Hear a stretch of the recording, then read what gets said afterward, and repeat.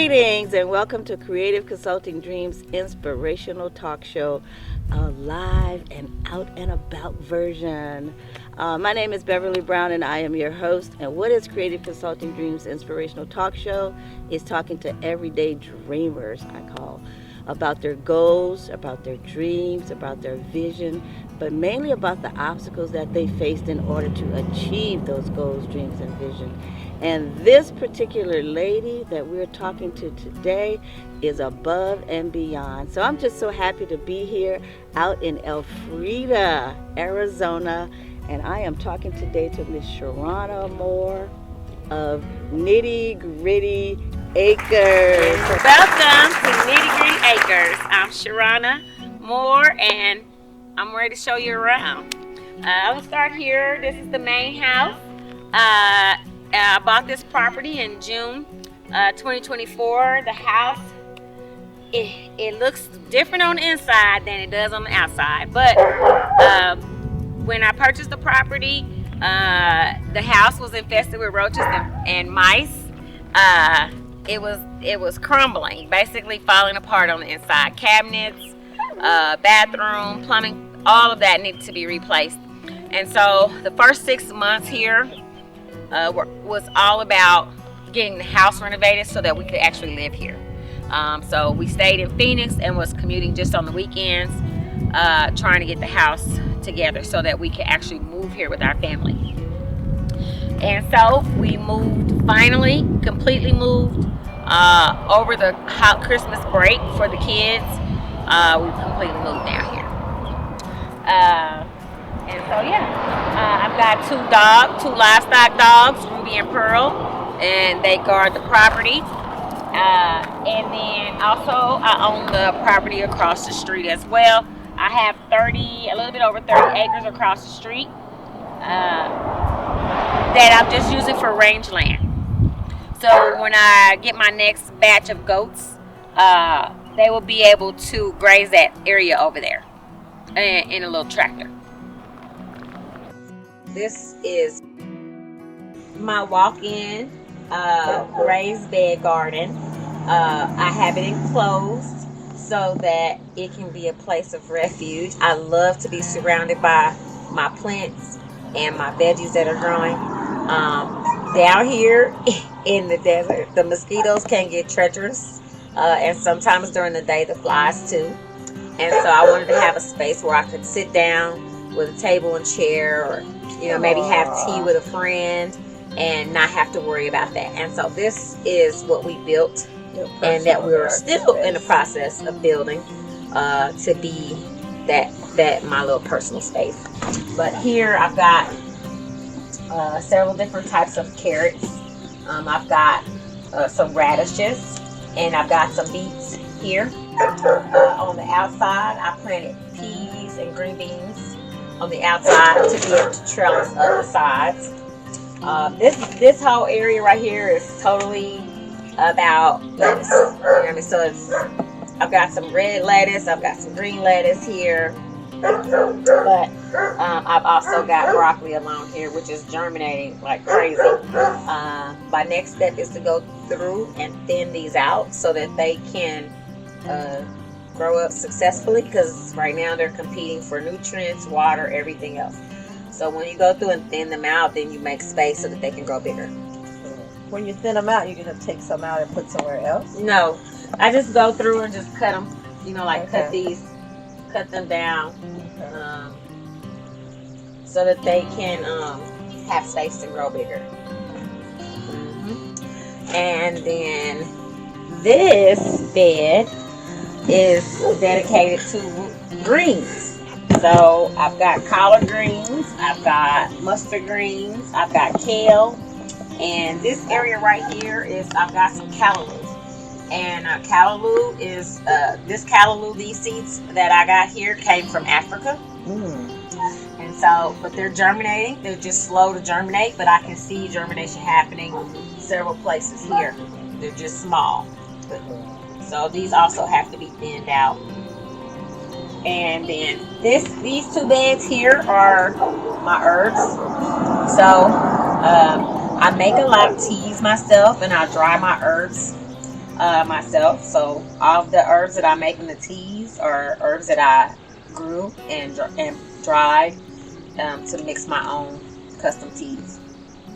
And so herbs are super important to our healing, culinary, for cooking.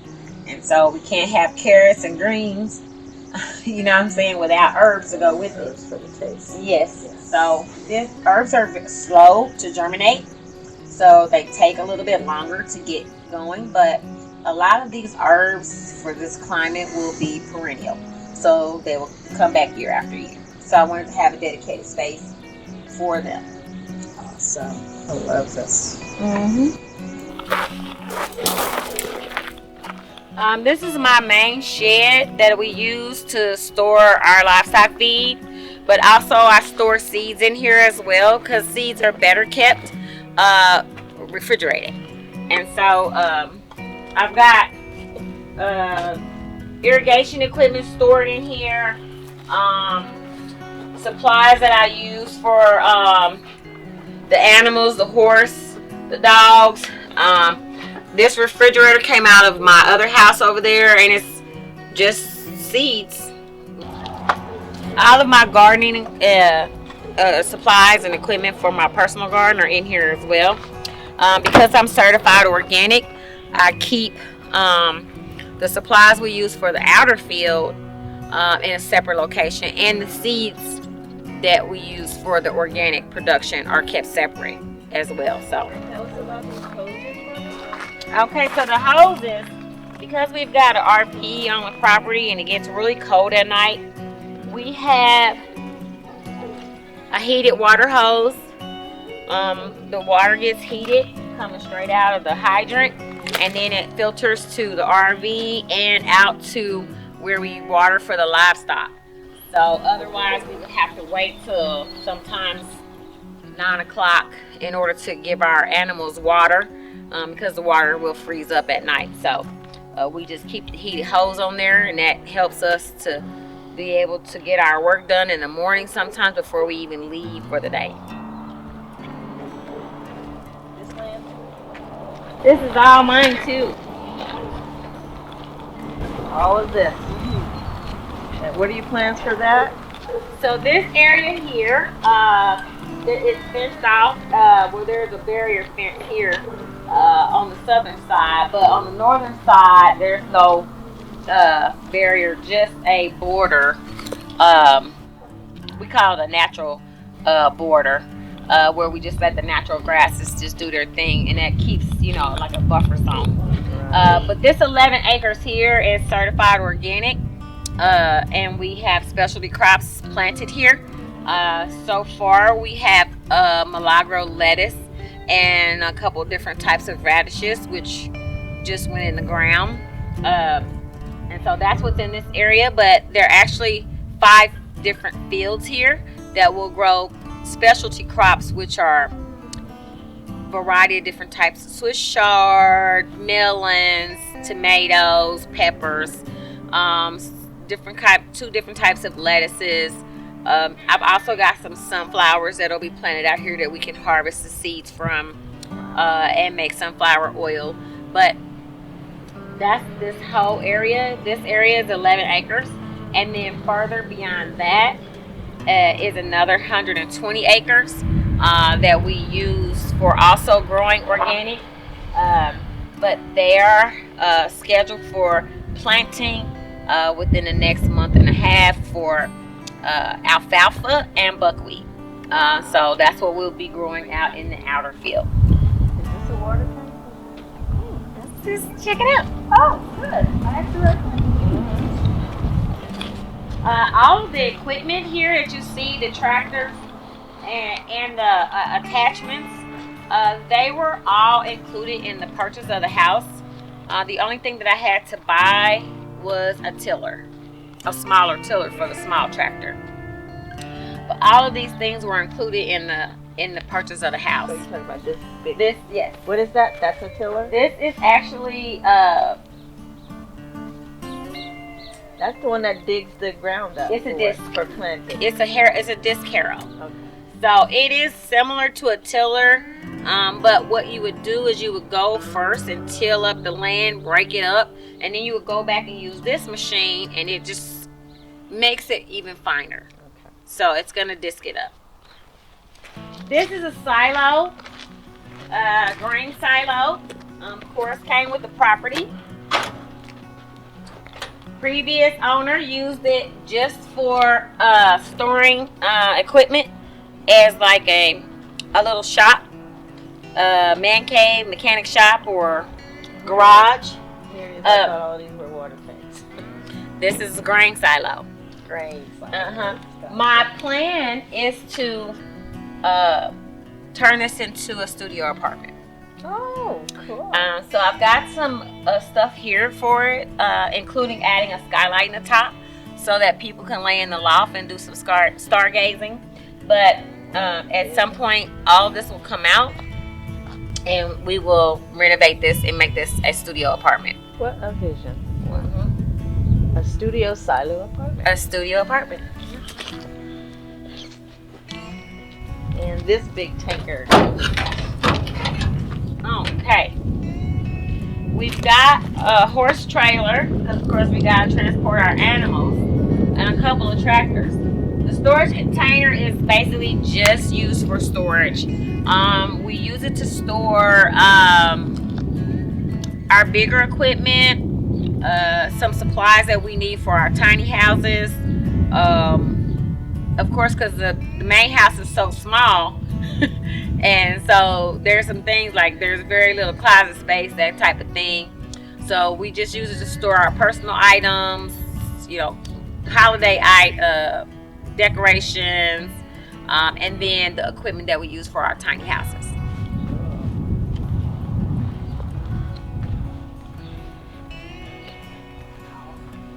We can walk back to the barn and then come back. Oh, I didn't even see the barn. Right. Okay, so here, this is part of my organic plan. I keep my beekeeping equipment here. It's just a bird. Beekeeping equipment is kept in here. And the tools that I use for the organic fields are here. We wash them before we return them. I've got a cleaning log here where we use the equipment and when it is cleaned, which equipment we use and what was cleaned. This container here is also part of our organic plan. Inside is where we store produce when we harvest it, as well as seeds. Organic seeds are kept in here. This trailer was part of my organic operation in Indianapolis, so I just brought it with me and I use it for storage. So basically, when we harvest our produce, we load it directly into the trailer and then we distribute it ourselves. Because we are organic certified, we have to either hire a distributor to move our produce. They have to be organic certified as well. So because we are smaller in our operation, we just do all ourselves. We do all of our planting, maintenance, harvesting, and transporting and distributing all ourselves. Keep it organic. Yep. So everything goes here, everything gets washed, there's cleaning logs for everything. And then inside there, you can see the sign says organic only, but the seeds are also kept here for what we use for our organic operation. Wow. And you are going to be a beekeeper. So, you don't know, but those are 3 hives. Wow. They have bees in them. So I see you like bees from staying in the house. Yes, bees are very temperamental.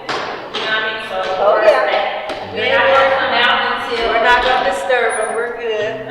they're not going to come out until the temperature gets to a certain degree.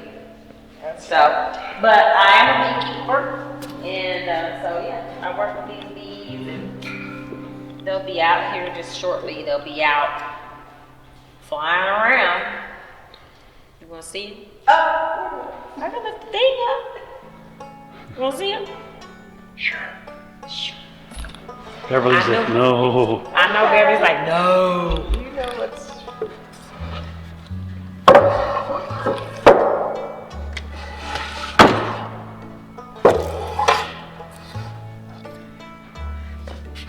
Take your time.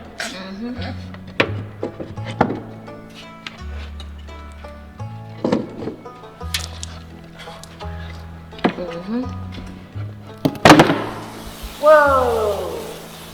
There we go. We're good. Yep, let's lower that back down. And then we have to serve Oh, them. buddy's gonna get squashed. Yep. There you go. Let's get it. So, yes. So we do all of our own extracting. The bees, because I am creating a special habitat for them, I'm going to be creating a specialty honey crop. So I will place them in my field with the buckwheat. I will place them in the field with the sunflowers, and I will place them in the field with the alfalfa. And then I will create alfalfa honey, buckwheat honey, and sunflower honey. So those specialty honeys, I'm able to sell for a premium price, more than just your average honey, because they are a specialty honey crop. And also they'll be certified organic too. My honey is certified organic. Alright, so I call this the goat house because originally it was my plan to knock the walls out and make this my containment for my goats. And so I've got some new goats that are coming, and this is where they'll live. We'll extend our fence out and around, and then the goats will live here. So this was the original settlement house. So you know, when the original people first settled on this land, this was the house that they settled in. That house was the secondary house. There is a lot of eclecticness to it, or you know what I mean, like antiqueness to it. Nostalgia. Because it was the original house, but right now it just holds irrigation equipment and that old antique stove right there. We've been cleaning it up though.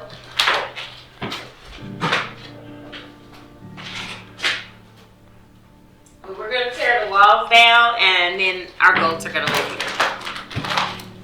So I got a question. Do you know about when this area was originally settled? I'm thinking in the so that house was built in the 50s. So I'm going to assume sometime in the 30s, maybe even 1920s or 30s, that this house was built. Okay, so this is Nitty. Nitty, put your junk up. Okay, we got company. All right, and that's Dollar and Bill. So when I bought them, I just went to the livestock auction for the first time, and I didn't know what to expect. And they came out for 150 bucks. Don't you dare. And so they came out for 150 bucks. Nitty was 150 bucks too. And then on the receipt it said $2. And I was like, that's a couple of dollar bills, baby. So anyway, I named them Dollar and Bill. So when I called Dollar Bill, they both come. And Nitty, I just named him after my farm. Because my farm is Nitty Gritty Acres, and so I named him Nitty. He bite. He will. If you do, slap the shit out of him. And I will. And he'll run. He will run off, and then he'll come back. That's right. You gotta let him know you don't take that crap. Oh, so sorry, he bit me. Pow! I'm gonna bust him in his head. That's why I don't have a dog, because that dog get on me. I'm like, boom. Nitty. Nitty the stallion. Basketball court. Here is this is my RV. The RV. The RV is on Hip Camp to be rented. But also I use it when people come stay here, come visit, you know what I mean? They're able to stay. I try to decorate it kind of cute, you know what I mean? Yeah, we're very comfortable there. Yeah, well, Good. That's what I want. There's air conditioning. There's heat. I also have Wi-Fi. I didn't bring it back over last night, but I got a little portable Wi-Fi box that I use over there. We also have a Tesla charging station that we haven't connected yet either, so that you know, we want to make sure that we accommodate guests when they come. Talk about the RV now. Well, I want to talk about this horse first. Before we go in there, I want to show you where the treats are in case you want to feed them. You know what I mean? Sure. After we get done with the interview, you might want to come over here and feed them. So I wanted to show you where the treats are. And you know where they are. Look, he's waiting.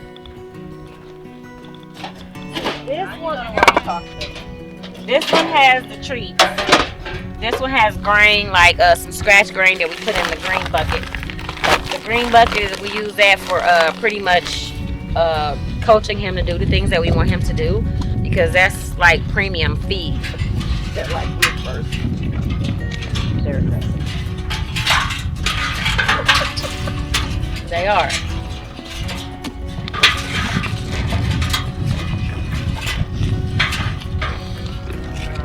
When you feed Nitty, he will take it out your hand like this because I've taught him to.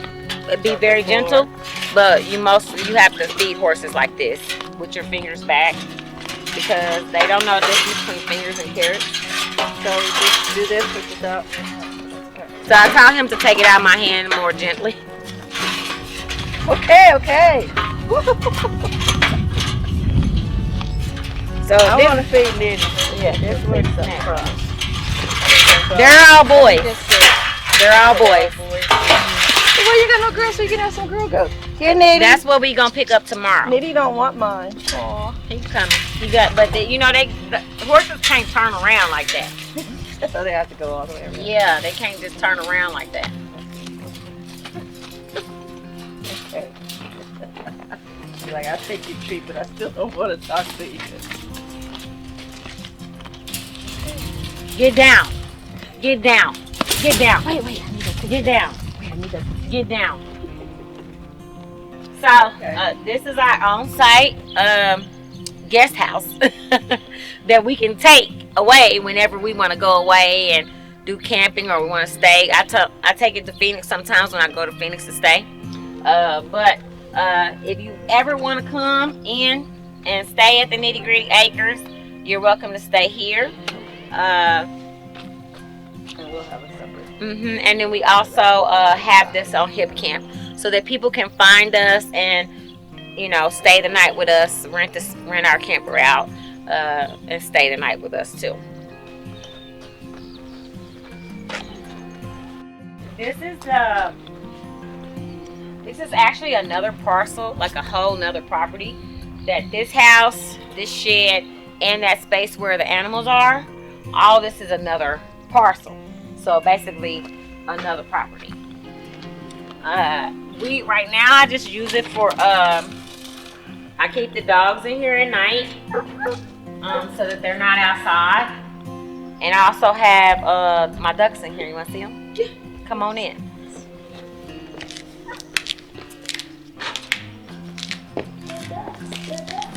Yeah, so this house needs a little some work, but we're going to fix it up and we're going to let people stay over here if they want to.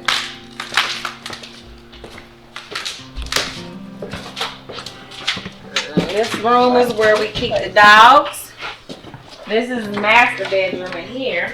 I think it's the master. It has a closet and everything, but you know, I just put their beds in here, but they don't come in this one. Right. This is the room where I keep them in at night, and then this room right here is where I The duckling room? have my ducks. Nice big room. Hey there! And black ducks, come here. Hey! They're babies too. Babies too. They grow fast. One thing about the ducks, they grow real fast. So I've had these ducks 2 weeks, maybe 3. Wow. About 3 weeks. So this is how we calm her down.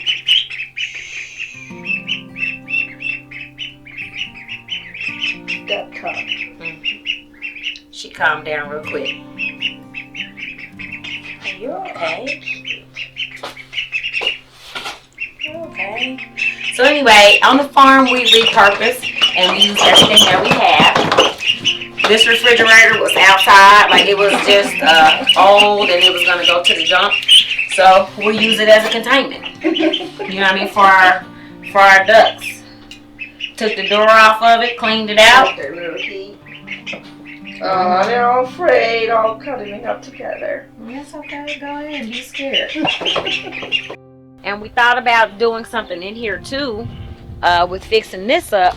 It's probably easier to fix this one up than it is that one. And just make it into a tiny house. But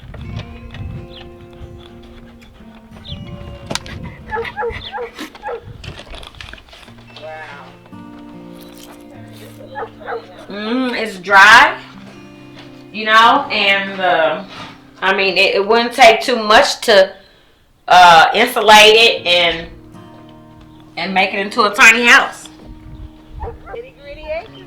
Yeah, this is the foundation for our first tiny house that we're building. We're super excited about this, to be able to come to life out here. Yeah. Amazing. Amazing vision, amazing dreams. Just love it. Just love it, vision.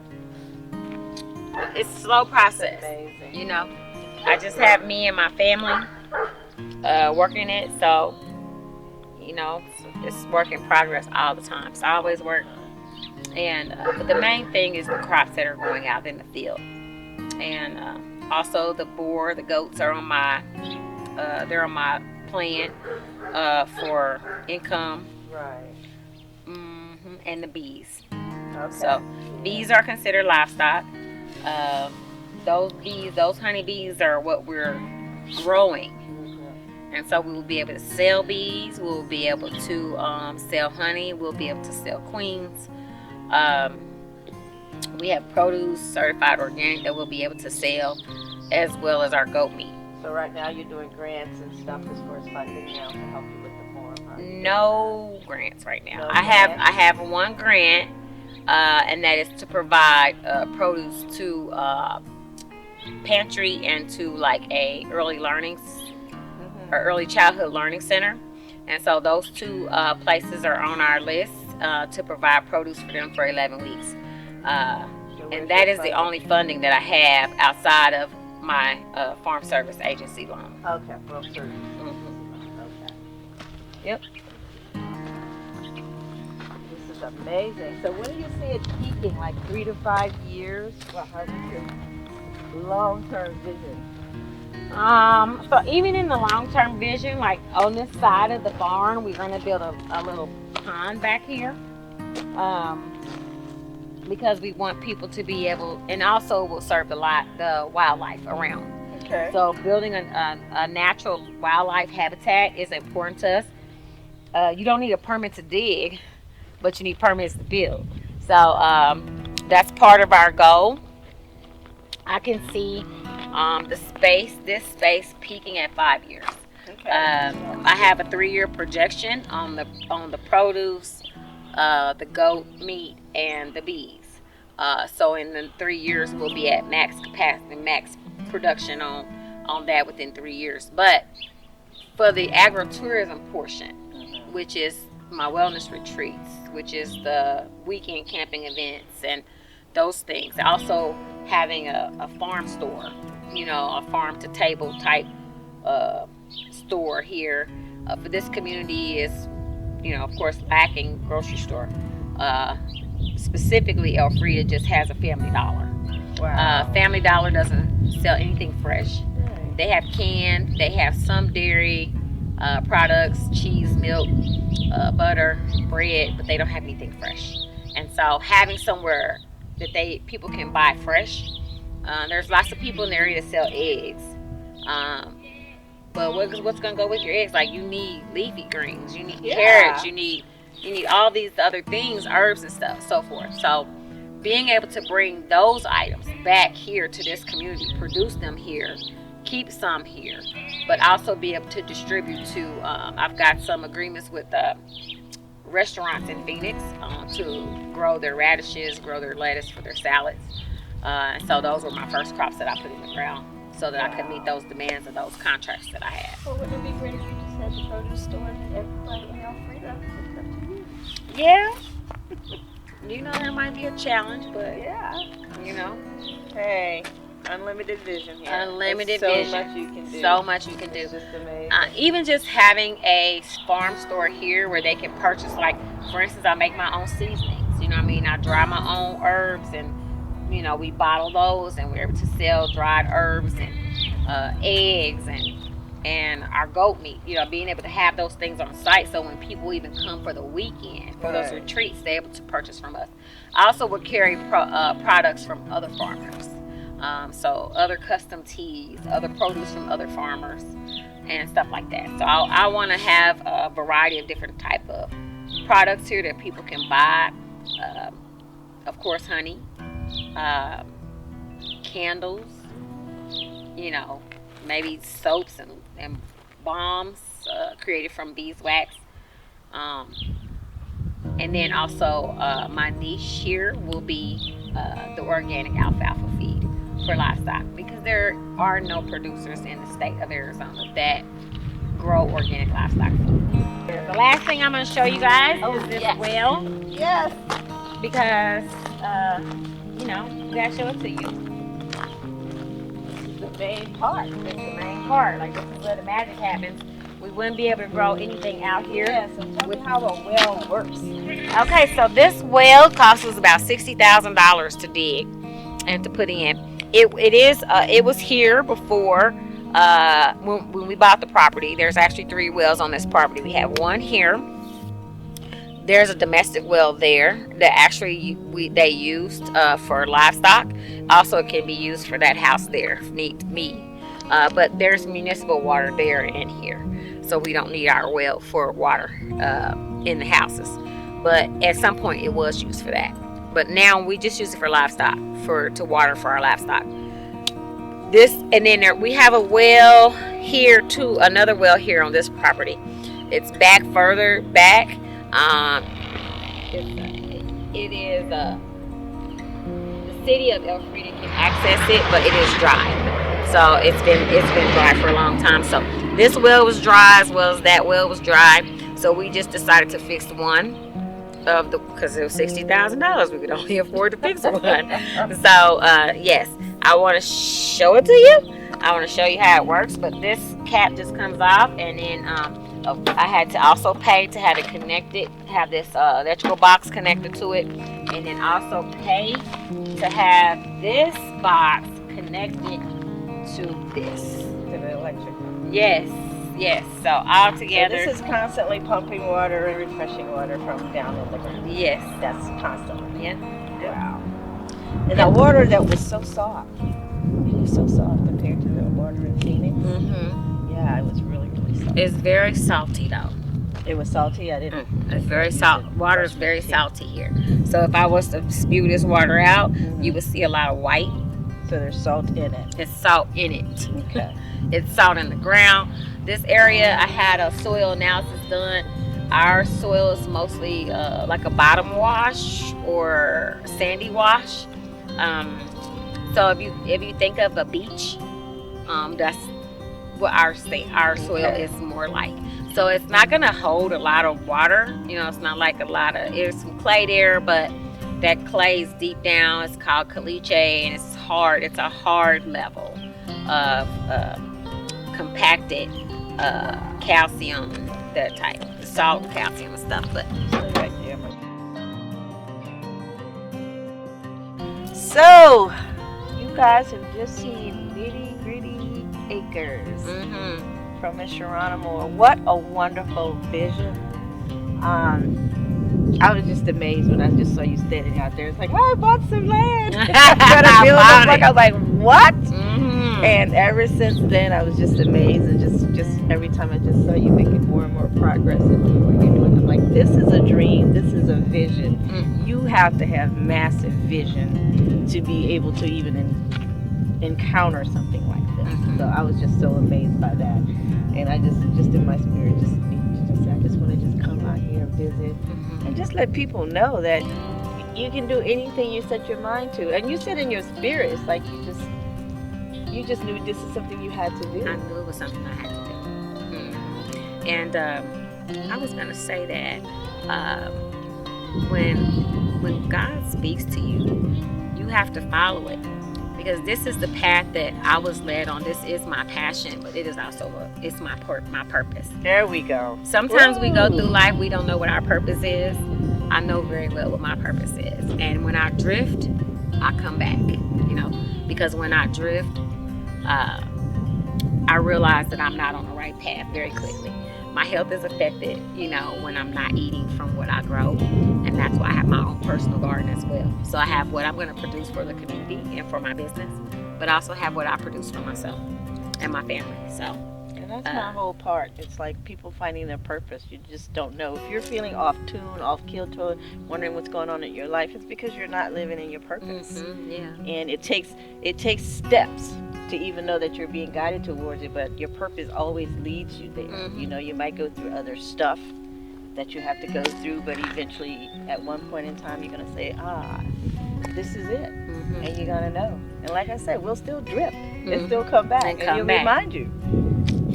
People, and I hear a lot of people say, my dream is to buy some land and build a family compound, but they don't always know the steps to take to get there.